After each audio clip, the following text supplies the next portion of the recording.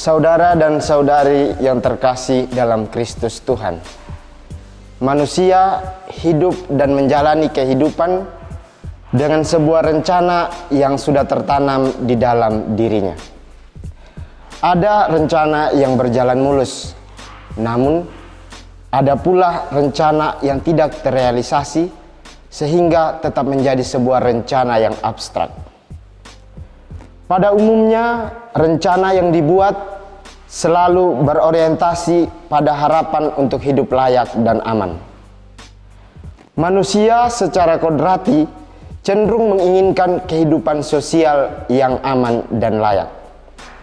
Saudara dan saudari yang terkasih dalam Kristus Tuhan, bacaan suci pada hari ini mengantar kita pada permenungan yang mendalam akan rencana Tuhan Allah yang begitu luar biasa untuk menyelamatkan umatnya dari dosa. Rencana itu digenapi oleh Yesus Kristus melalui karya, penderitaan, wafat, dan kebangkitannya dari alam maut. Ada 3 hal yang menghubungkan ketiga bacaan hari ini. Yang pertama, rencana Tuhan Allah dalam karya penyelamatan. Yang kedua, Tuhan Allah memberikan peluang kepada manusia untuk ikut ambil bagian dalam rencana keselamatannya. Yang ketiga, partisipasi manusia turut memberi warna dalam sebuah dinamika yang berdampak pada semakin bertumbuhnya relasi yang lebih intim dengan Tuhan Allah. Rencana Tuhan Allah atas diri manusia merupakan rencana yang kekal dan tak pernah hilang. Ia dengan segala kemurahannya selalu membimbing manusia pada jalan menuju keselamatan kekal. Rencana keselamatan itu disempurnakan melalui kehadiran putranya Yesus Kristus sebagai kurban penebusan. Yesus datang dan merangkul orang yang sakit, memberikan kesejukan bagi mereka yang haus, letih, dan berbeban berat, serta menawarkan keselamatan bagi orang berdosa. Tuhan Yesus menentang realitas zamannya yang didominasi oleh sikap diskriminasi terhadap kaum lemah dan terpinggir, pengagung martabat pribadi, serta kemunafikan religius yang dipraktekkan oleh para pemimpin agama. Ia tidak takut untuk melawan berbagai aturan yang kaku demi berkarya bagi orang yang membutuhkannya.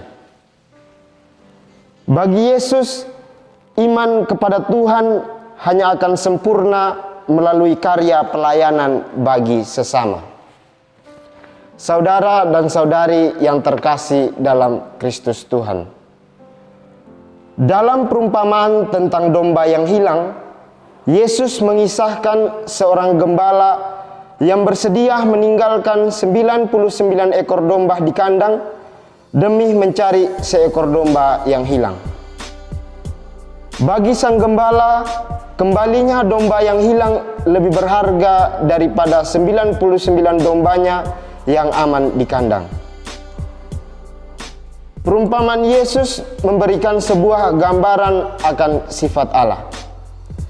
Allah yang adalah kasih, serupa gembala yang mencari seekor domba yang tersesat.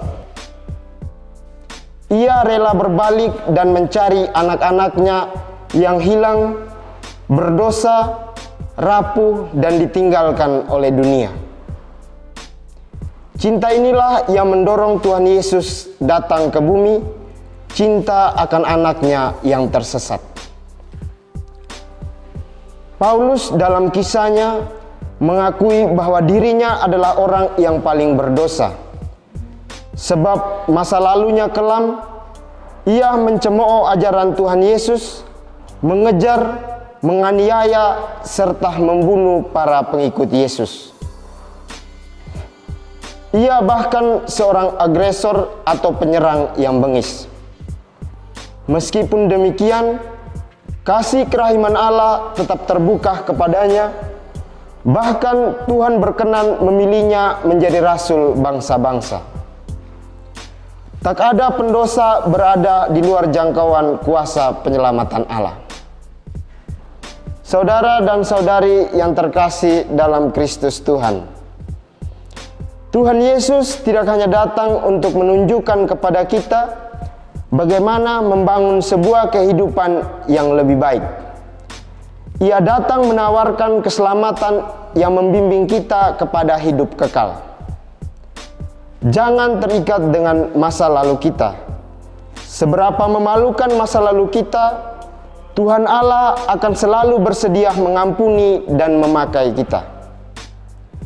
Kita hanya perlu yakin bahwa Kristus akan selalu hadir untuk menerima kita. Yang terpenting adalah sikap terbuka dari kita untuk menerima diri sebagai pribadi yang lemah dan rapuh di hadapannya. Hati yang remuk redam di hadapan Tuhan tak pernah ia pandang hina. Ia akan menerimanya bagaikan persembahan Habel yang berharga. Saudara dan saudari yang terkasih dalam Kristus Tuhan, Allah kita adalah Allah yang penuh kerahiman. Ia tidak membiarkan kita berjalan sendiri. Meskipun kita manusia seringkali tidak setia, tetapi Allah kita tetap setia. Oleh karena itu, marilah kita senantiasa berharap dan berpasrah kepada kasih Tuhan. Yakinlah dan percayalah bahwa Tuhan akan senantiasa menyertai dan membimbing kita. Ketika kita merasa jauh dari Tuhan Allah, janganlah putus asa, Ia tetap mencari kita. Para malaikat bersukacita atas seorang berdosa yang penuh penyesalan serta bertobat. Setiap orang berharga di hadapan Allah. Ia akan sangat berduka untuk setiap kehilangan dan bersukacita kembali bila seorang dari anak-anaknya ditemukan serta dibawanya ke kerajaannya. Amin.